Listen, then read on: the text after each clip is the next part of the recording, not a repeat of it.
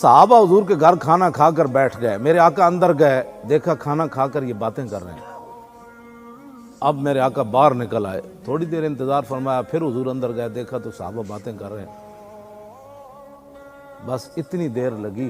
اللہ نے قرآن کی آیت نازل کر دی، یا ایھا الذین آمنوا لا تدخلوا بیوت النبی الا یؤذن لکم الی طعام غیر ناظرین اناہ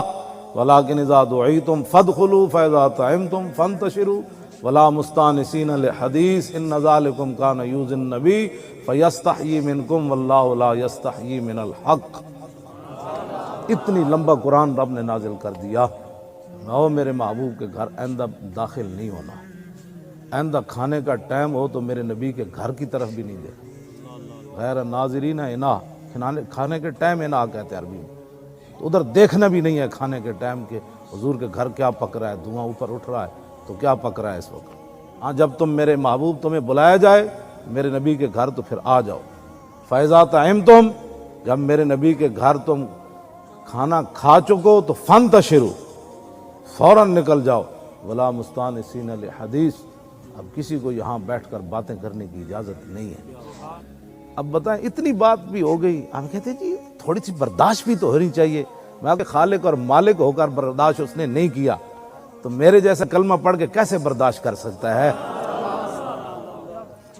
تو کیسے کون سے دین کی بات کرتا ہے وہ ہمیں بھی سمجھا۔ حضرت اگلا لفظ بہت ہی عجیب ہے، ہاں جی، ان ذالکم کان یؤذی النبی، یہ تمہارا بیٹھنا میرے نبی کو دکھ دے گیا۔ تو صرف نبی کو اتنا، وہ صحابہ بیٹھے، صحابہ وہاں چغلیاں نہیں کر رہے تھے بیٹھ کر، حضور کی شانیں ہی بیان کر رہے ہوں گے نا، لیکن فرمایا نہ، میرے نبی کو جو دکھ ہو گیا، شانیں بھی بیان کرنی ہے تو اس صورت میں کرو، میرے نبی خوش تو ہو۔ اتنی بات ہے نا جی، آج لوگ ہمیں کہتے ہیں جی تھوڑا سا تحمل کرو جی، تھوڑی سی برداشت پیدا کرو۔ میں کہ وہ خالق اور مالک ہو کر صحابہ پوری امت گرد راہ کو بھی نہیں پہنچ سکتی، رب نے ان کی اس بات کو برداشت نہ کیا کہ میرے نبی کے دل میں گزر گئی کہ تم ابھی بیٹھے ہوئے نکلے نہیں۔ تو یہ باتیں ہیں جو سمجھنے والی ہیں، اور نہیں اگر کسی کو سمجھ آتی تو ہمارے پاس تو تھرمامیٹر نہیں ہے تو اس کو سمجھایا جائے، لیکن وہ کوشش کرے۔ یہ مسئلہ بہت ہی حساس ہے،